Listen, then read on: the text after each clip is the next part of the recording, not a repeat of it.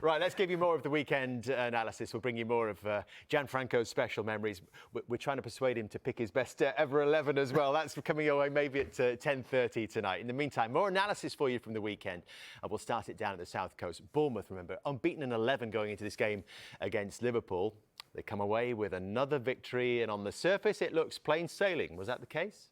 No, it wasn't. I think Liverpool were fortunate to win the game. Probably a fair result would have been a draw. They hit the woodwork twice. Bournemouth, very close offside goal, was just offside. But I think when we did the analysis a couple of weeks ago of Bournemouth and the pressing and the centre-backs jumping, I was just interested to think what ARNE Slot would do against that. You know, would he play Nunes and think of the space in behind pace-wise? But he went with the system that he's employed, which probably in his eyes right now is Liverpool's best team. But something that Liverpool did away at Tottenham, especially that we highlighted, where they almost don't play with a striker. And you have Diaz as a false nine and Szoboszlai as an attacking midfield player, but almost two number 10s, if you like.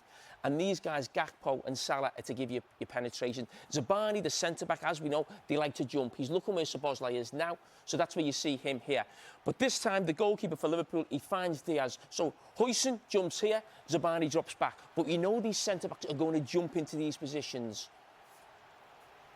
And what was really interesting from Liverpool as well, we just see Van Dijk on the ball now, going to play this ball into Szoboszlai between the lines here. So 33 passes between the lines in that game for Liverpool, the most they've had this season. And again, that was a tactic, that was a ploy, because they know Bournemouth like to press high. They've got two number 10s, if you like, in these positions. Can they find them?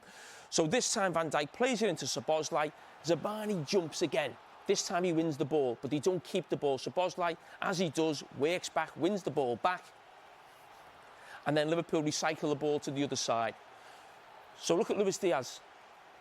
Huijsen now is about to jump, but Andy Robertson doesn't play the ball because he's looking for this space. And that's where the penetration comes from your wide players, Gakpo and Salah. But because Huijsen's gone to jump, he's not covering his fullback. So that space is there to get him behind, and it's a penalty. And listen, a lot of talk whether it was a penalty or not. Gianfranco, I'll let you decide.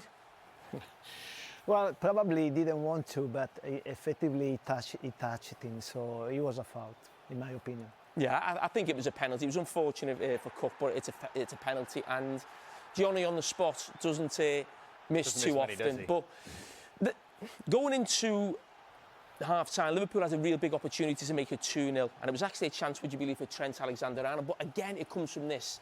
This time Zabani on this side, he jumps there with Luis Diaz. That space, Andy Robertson can drive in. Again, number 10 position from Szoboszlai, can't get picked up by Huijsen. And Mo Salah almost has another assist. So again, this tactic of playing those two players in that position was fantastic from ARNE Slot and caused them real problems. But Szoboszlai in this position, again, working back as a number 10 this time. But Gianfranco, talk to me about Mo Salah.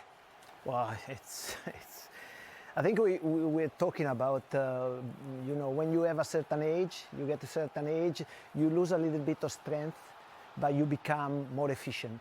And this is the word I would use with him. He's become so efficient that everything he does, he has a meaning, and is very, very effective. Here he's brilliant. How long can he go on for, do you think, at this level? It depends on him. I mean, when you have a certain age, you have to understand that you need to spend more time with your body. You need to dedicate more time to eat, to rest, to eat properly, to exercise properly. Because, for example, in my case, I changed all my style of training because I couldn't do what I was doing before because I didn't have enough strength.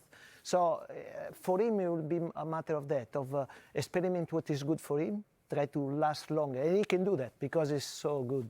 He's having this extraordinary season, 20 goals now, again for Mo Salah, 14 assists as well. The team have scored 56 goals, so his contribution of goals and assists, 61% of those goals have featured Mo Salah, which is the biggest number of all those players. If you look at the others, the average around those top players is around about 45, maybe creeping up to 50%. So it feels like, where I'm going with this, it feels like there's a big reliance on Mo Salah. Could that be a dangerous thing? Well, I think yes, he's a big reliance for his team, but that is because of him. He's making himself very reliable, you know, with his performance, with his the way.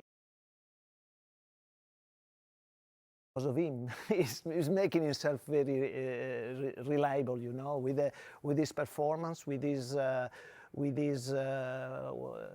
way he plays. But I think the all Liverpool, and Jamie can help me on this, I think he scores mostly with the strikers, because he scored a lot of goals, but also Gakpo scored a lot of goals, Diaz scored a lot of goals. So it's a team that uses his strikers quite a lot. Do you think that's a negative, Jamie?